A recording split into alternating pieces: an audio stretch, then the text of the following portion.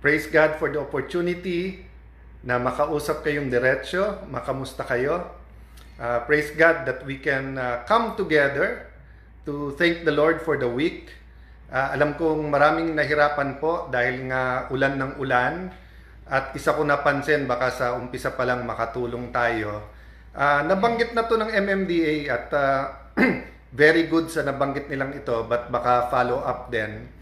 And siguro ma-integrate na to ng DOTR at saka ng DPWH. At tandaan nyo po, during the pandemic, especially nung sinabi dapat mas may biking lanes at mas friendly sa atin mga siklista. And si Ate Pia talagang pinaglalaban yung batas na yan, at hindi lang yung batas, yung implementation na kapag gumawa ng kalye, hindi lang po meron na pedestrian but meron din bike lanes. Ang napansin po natin, dahil dumagdag na talaga ng husto ang gumagamit ng motor, napakarami nating riders. So mapapansin nyo, basta't bumuhos po yung ulan, whether yung driver mismo, yung pong rider ay sisilong sa ilalim ng tulay, o kaya kung yung po mga nagko-commute, lalo po kung hindi naka-raincoat, napakahirap po kasi papasok sila basang-basa. So hahanap talaga ng masisilungan. So napaka-importante sa lalong madaling panahon, kasama na sa ating planning yan, di ba? In the same manner na nung 80s halimbawa, kung pupunta ka halimbawa ng Baguio, plaplanuhin mo ng husto saan magsa-stop para mag-CR, kasi during that time wala pang mga gasolinahan sa expressway na magaganda, na very convenient, malinis, may tubig, may toilet paper, maganda kuryente ng mga CR, di ba? So in making our roads and travel safer and more comfortable, kailangan proactive talaga tayo. So yun ang aking konting contribution. Hindi original idea yan, dami na nagsabi. Kaya ko sinasabi ngayon po kasi isasubmit ang national budget. At saka sinasabi talaga na dapat hindi natin inuulit ang ating pagkakamali. So kung sobrang daming kalye at kailangan more trains, dapat mas maraming train. Kaya nga sinasabi natin sa Laguna Lake, na isang topic natin mamaya, hindi dapat lang yung lakeshore na highway na gustong gawin. Dapat dyan train kasi mas efficient, mas economic, mas mura, tapos mas eco-friendly din, no? So we start out by thanking God, and I really thank God na I can go to you directly, I can talk to you about what's happening. Yung ganitong format kasi nakakabati ako sa inyo. Bianca, God save the Philippines. Yes po, Bianca, you're 100% tama. We should keep praying that the Lord transforms our nation. We have to pray that God saves the Philippines, saves the Filipino, nandito man sa Luzon, Visayas, Mindanao. Save our OFWs, keep them safe. But tandaan mo, Bianca, di ba? Yung sinabi ni, tama ba yun, Brother Jeremiah, ni Isaiah, send me. Di ba? So, after Isaiah was cleansed of his sin, so parang sinabi kay Lord, sa iyo ako, forgive my sins, sinabi niya, send me. So, napaka-importante when we pray that may pagbabago sa ating bansa, ay i-volunteer din natin si Lord sa ating sarili. So, marami po nagtatanong sa akin na yung cost sa aking ginagawa, yung pagtataya, di ba? I mean, whether you look at it humanly, ano sabi po ng whether it's Ninoy Aquino, former Senator Ninoy Aquino, or former President Cory Aquino, di ba? That the Philippines is worth fighting for. The Filipino is worth dying for, di ba? Sa ating lupang hinirang, sinasabi natin, di ba, na ang mamatay ng dahil sa iyo, meaning yung prepared tayo na ibigay yung ating buhay. Sabi naman ng Panginoon, kung mahal mo siya, dapat mahal mo ang ating kapwa. So kung mahal mo yung kapwa, dapat mahal mo yung iyong community at iyong bayan, di ba? So anyway we look at it, thank you Robert Galor, laban lang daw. Cathy Tamura, God bless you too. So kahit saan po natin tignan, kailangan po yung prayers, kailangan po yung Word of God, kailangan po magbago ang ating bansa. Jimmy Kasuyon, laban. DV Gloria, Cantormi, Eileen, yan. Verly Rizzo Jose. Sorry guys, minsan yung yung names mabilis din eh. Alvin Santiago, God bless you. Righteousness exalts a nation. Yan. So first topic po natin tonight, di ba? So pasalamat muna tayo sa Diyos na despite the rains, despite daming nahirapan, tuloy ang buhay, bawat problema may solusyon. So alam nyo po ang pinag-uusapan kasi I met someone tapos pinag-uusapan namin panay mga problema, solusyon, solusyon.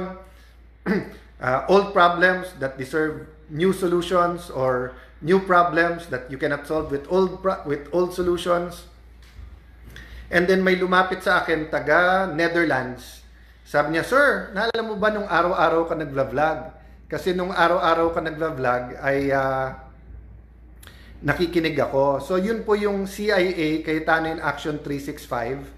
So ang ginawa po natin noon, it's more of our sharing the Word of God, basic principles.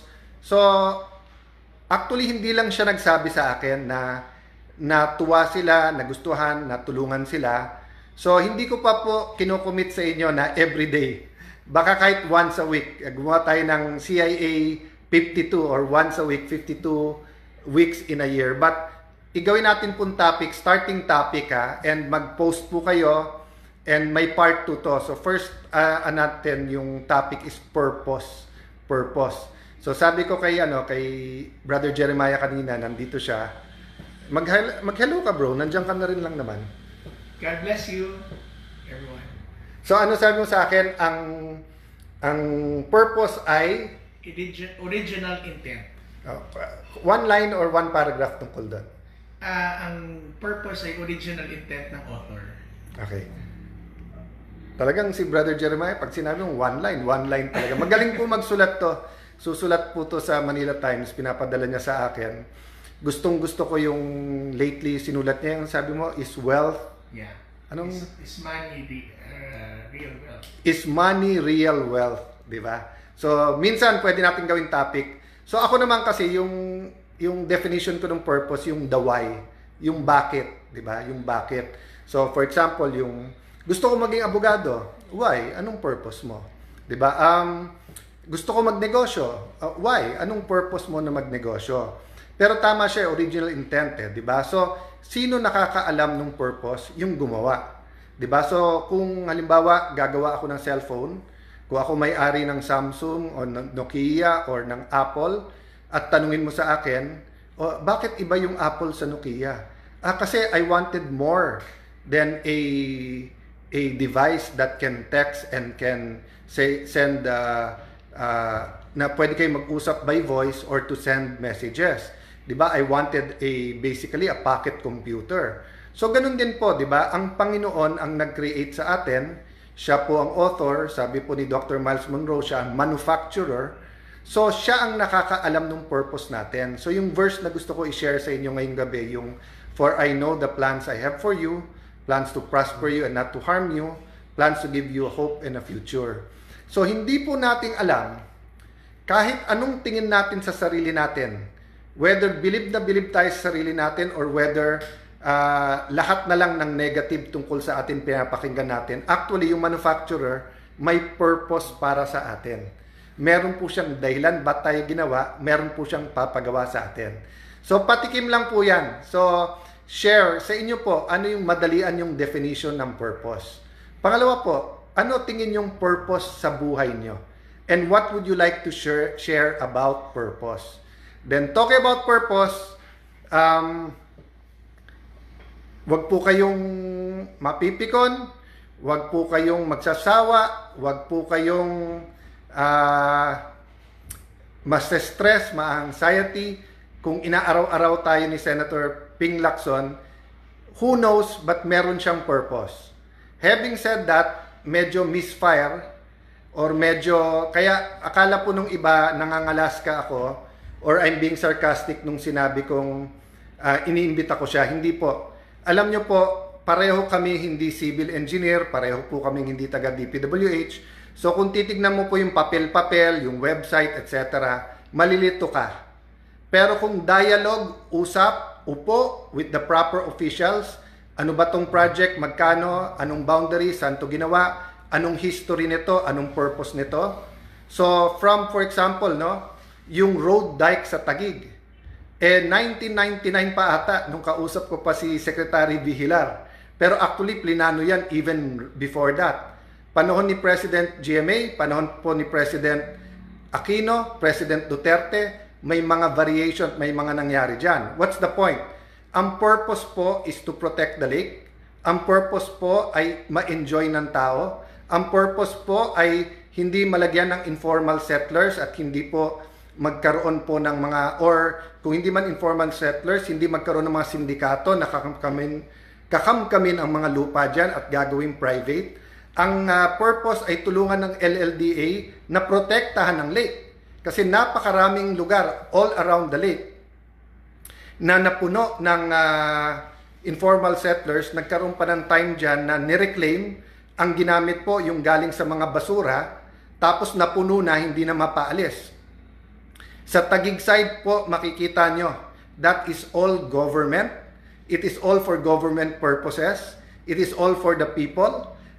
Hindi po totoo na yan ay privately owned. At yung, basta't maraming sinasabi si Senator Lacson na simple lang.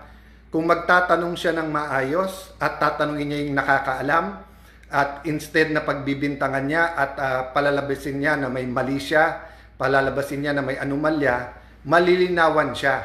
In fact, over the years, so many people visited there, mga tao na from different parts of the lake, different parts of the country na may lake, at nagtatanong sila whether yan ay taga Laguna Lake or ibang lugar, at tinatanong, bakit hindi namin magawa yan or hindi ba magandang modelo yan? And I told them we are blessed in Taguig only to God's grace and mercy kasi nga all throughout different administrations may tumutulong.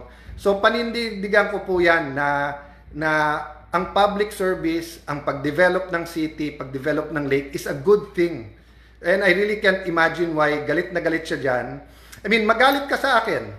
Kung may problema sa akin, may illegal sa akin, pero yung titirahin mo yung 1.3 million Taguigeños na nakikinabang dyan, yung 100,000 mga kapitbahay namin na gumagamit sa Christmas Lights Park at sa iba pang mga park na nandyan, it's really mind-boggling, di ba?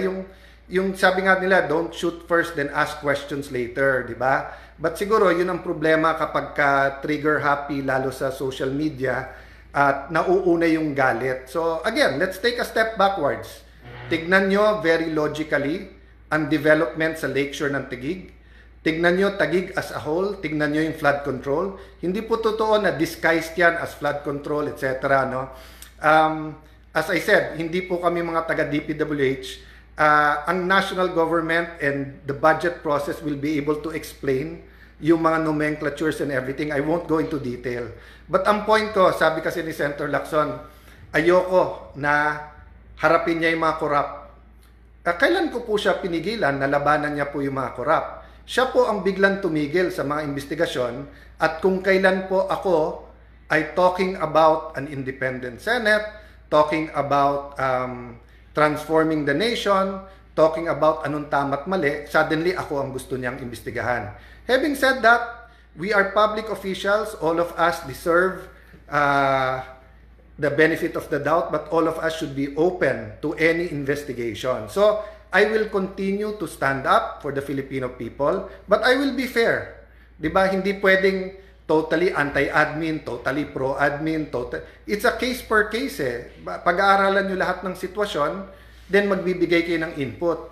Nung araw, nung walang social media, talagang naghahanap ang traditional media ng opinion sa bawat nangyayari. But nowadays, everyone have their opinion eh.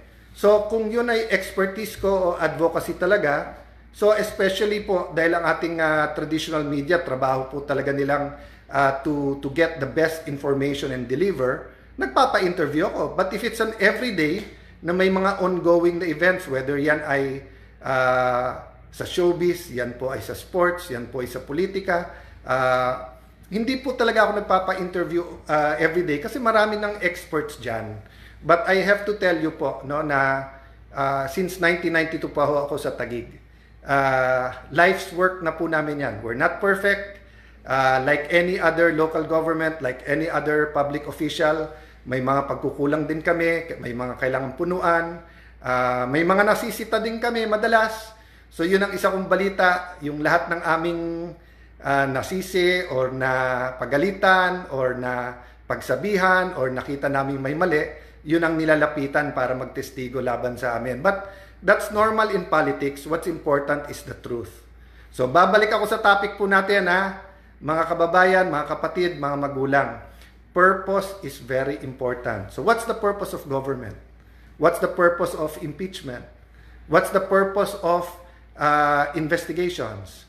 What's the purpose of elections? If we're going to postpone the barangay o SK, what's the purpose? So what's the purpose of our daily life? Tama ba trabaho natin? Anong purpose po ng pag-aasawa dun sa mga single? Diba? So wag tayong mag-asawa for the purpose lang na mag-asawa. Kailangan alam natin yung purpose, diba? Mel Belia, stay strong. Thank you very much po. Only to God's grace. Alvin Santiago, thank you po. We're getting there po. I mean, in one generation, malaki po ang pinagbago ng syudad ng Taguig. Every Taguigueño is proud of it. No one can take credit. Awa lang ng Diyos na naayos po lahat.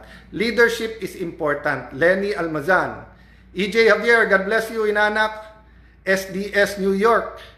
Ayan. So, di ko na babasahin yung ibang comment kasi nga, building bridges and trying to be peacemaker. Pero syempre, minsan napapalaban. Thank you, Pinsan. Joey, God bless you. Lilibet Arnais Gomez, God bless you too. So guys, tumatawag na si Lani. Saturday night kasi medyo pangako ko sa kanya para may oras naman kami together. Pilit niya akong pinag-shave na. So, crowdsourcing, anong opinion niya? God bless you guys. Thank you very much sa lahat po nagpre-pray, lahat po nagbibigay ng encouragement. Criticism is welcome. Our country, our economy is in bad shape, but I think every single leader wants that to change, want better for our country. May mga